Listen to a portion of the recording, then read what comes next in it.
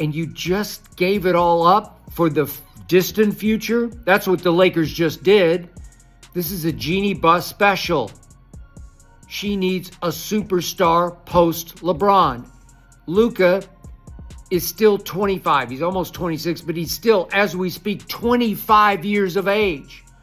This is a move for the long term for the Lakers for when there's no more LeBron, and I don't know exactly when that's going to be. But with a 25-year-old Luka, you're good to go. You're good to gold.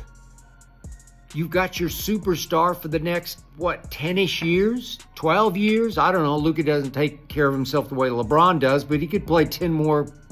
The Lakers didn't just make a trade. They sent a message to the entire league. And more importantly, they sent one straight to LeBron James. This is no longer just LeBron's franchise. This is no longer just LeBron's timeline. And that's exactly why Skip Bayless jumped all over this story. Because in Skip's mind, the Lakers betting on Luka as their future isn't just a basketball move. It's more evidence for the argument he's been pushing for years. Michael Jordan would never be in this position, and that's exactly why MJ is still the GOAT. This is the tension nobody in Los Angeles can escape. LeBron James is still one of the greatest to ever lace them up, still playing at an elite level, still selling tickets, controlling headlines, and making every Lakers season feel like a referendum on his legacy. But the front office looked at the future and made the cold, calculated business decision. They brought in Luka, younger, generational, someone who can carry a franchise for the next decade. And just like that, everything shifted. The Lakers didn't say it out loud, but the move said it for them. LeBron is the legend. Luka is the future. That's where Skip's take gets sharp. He frames this as disrespect toward LeBron. He sees the organization backing Luka and reads it as the franchise quietly moving on from the guy who brought them the 2020 championship. And whether you love Skip or can't stand him, the question he's raising is real. If LeBron is still supposed to be the face of this team, why does it feel like the Lakers are already building life after him?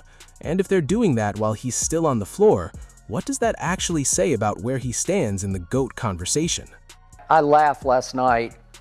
There's this runaway train about Luka scored 600 points in March. And I'm going to piss Nick off. Right? A lot of points. Okay. Once upon a time, and it wasn't that long ago, still in the modern era, 1987, Michael Jordan in the month of March scored 676 points. So he scored 76 more points than Luka just scored in a month in March. Let's be clear about what this trade actually was. This wasn't the Lakers adding a role player. This wasn't a minor roster tweak. This was one of the most jaw-dropping trades in NBA history. Anthony Davis, the defensive anchor, the superstar big, the guy who helped LeBron win a title in LA, was gone. In exchange, the Lakers landed Luka Doncic, a generational offensive player, a walking triple-double machine, and one of the only players alive who can immediately become the face of any franchise. You don't make that kind of move unless you're thinking way beyond the present. And that's the part LeBron supporters have to sit with. The Lakers didn't trade for Luka to be LeBron's sidekick. Luka's too young, too talented, and too valuable for that role. The Lakers made this trade because they know LeBron is closer to the end than the beginning. They see Luka as the bridge into the next decade. So even if LeBron still gets the respect, still gets the ovations, still gets the camera time, the basketball reality is different now. The Lakers' future belongs to Luka. Skip has always judged LeBron against Jordan by the harshest possible standard, and for him, this just adds another layer. Jordan never had to watch the Bulls publicly pivot to a younger superstar while he was still chasing rings. Jordan never had to share the final stretch of his prime with a player being positioned as the next face of the franchise. He left Chicago on top, the shot, the ring, the dynasty, all in his hands. LeBron, he's in a situation where the team still values him, but it's building around someone else. You're good to go. You're good to gold. You've got your superstar for the next, 10-ish years? 12 years? I don't know. Luka doesn't take care of himself the way LeBron does, but he could play 10 more good to great years. That doesn't take away from LeBron's greatness, but it does change the situation. LeBron has built his whole career on longevity, adaptability, and controlling the environment around him. He's won with different teams, different co-stars, different coaches, different systems. But this Luka situation asks something completely new of him. It asks him to accept that another player may now be the central piece. Not just another scorer, not just another star, but the central piece. That's a different kind of challenge than anything he's faced before. Luka's game is built around control. He's not standing in the corner waiting for LeBron to create. He wants the ball. He wants to read the floor, slow the game down, manipulate defenders, and make every possession run through his vision. That's what makes him special. But that's also what makes the fit complicated, because that's exactly how LeBron has played his whole career. So when these two share the floor, the Lakers didn't just add talent, they created a power dynamic that needs to be answered. Who runs the offense when both are on the court? Who gets the ball in the fourth quarter? Who closes games? Who does the coaching staff trust when it matters most? Who does the front office really building around? These aren't just schematic questions. They're questions about ego, legacy, and pecking order. And when you've got two players who both genuinely believe they see the game better than everyone else, those roles have to get defined fast, or things get complicated in a hurry. The franchise, not the full team, just, JJ. The franchise unofficially made that message public. It is ready to usher in the Luka Doncic era in Los Angeles, even if that means sunsetting the LeBron James one. Brew, your reaction to this quote and the article overall. And the first playoff run didn't put any of those questions to rest. The Lakers lost in the first round to Minnesota, and that gave the critics all the ammunition they needed. When your roster has LeBron James and Luka Doncic, nobody wants to hear about chemistry taking time. Nobody wants to hear about injuries or defensive rotations. The expectation is simple: win. When they don't, the partnership gets questioned, the roster gets torn apart, and the whole experiment gets put on trial. That loss also made the Anthony Davis trade-off even more painful to think about. Davis gave the Lakers defense. He gave them size, rim protection, and the kind of postseason backbone that made stars around him look better. Luka brings offensive genius, but he doesn't give them what Davis gave them on the other end. That means the Lakers gained a franchise cornerstone for the future, but gave up the one thing that helped cover LeBron's age and Luka's defensive limitations. That's not a small swap. That's a trade that can reshape a team's entire identity. Skip can use that to sharpen his argument even more. Michael Jordan's Bulls had clarity. Jordan was the killer, Pippen was the elite secondary star and defensive force, Rodman rebounded and protected the paint. The role players knew exactly what they were there to do. There was no confusion about hierarchy. No one wondered whose team it was or who was getting the last shot. With Jordan, the answer was always Jordan. Anyone who doesn't think they should be prioritizing building around 26-year-old Luka over 40-year-old LeBron is either suspended from reality or wants to create drama. Correct. With LeBron and Luka, the answer isn't that clean. If the Lakers are serious about Luka being the future, the offense needs to start bending toward him. If they're serious about giving LeBron one last real shot at a championship, they still have to respect his instincts, his pace, and his command of the game.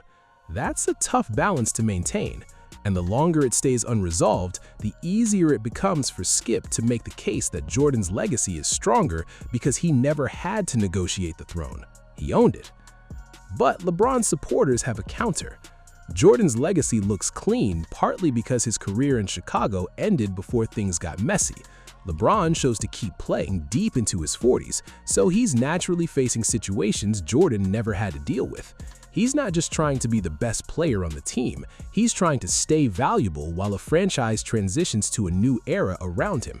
If he can make that work alongside Luka, that's actually a different kind of greatness altogether.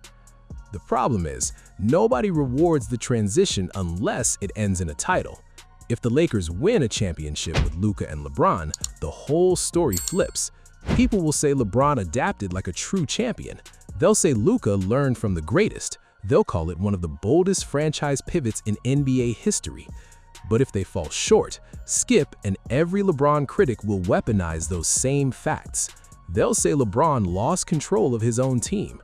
They'll say the Lakers chose Luka because LeBron wasn't enough anymore, and they'll say MJ would never have let it get to that point. I mean, how many times, listen, like I told you before, we could joke around and disagree about the GOAT conversation between MJ and LeBron James. LeBron James is one of the greatest top 2-3 players in the history of this damn game. He is that sensational. I feel sorry for him so many times when I see him kicking it out to three-point shooters and they can't make it. That's what makes this story so compelling, because it's not just about basketball, it's about pride. LeBron isn't just any veteran winding down his career. He's a man who has spent every single year of his professional life being measured against Michael Jordan. Every ring, every finals loss, every trade, every playoff exit gets weighed in that debate. So, when the Lakers visibly prioritize Luka's future, it stops being a roster move and becomes a symbol. To Skip, it becomes proof that even LeBron's own franchise knows the next chapter doesn't belong to him.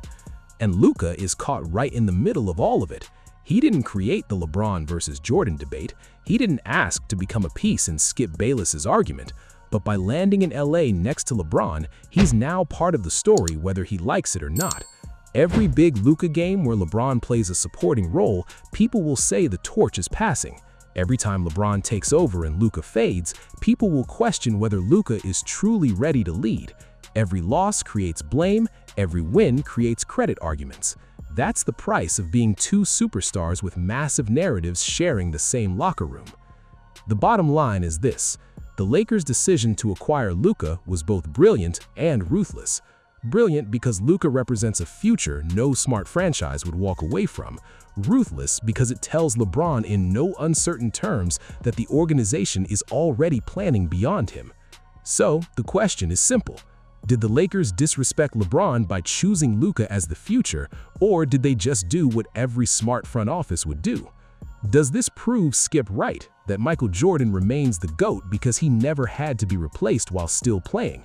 Or does it hand LeBron a chance to prove a different kind of greatness, winning while sharing the throne? Because if Luka and LeBron win together, the Lakers look like geniuses.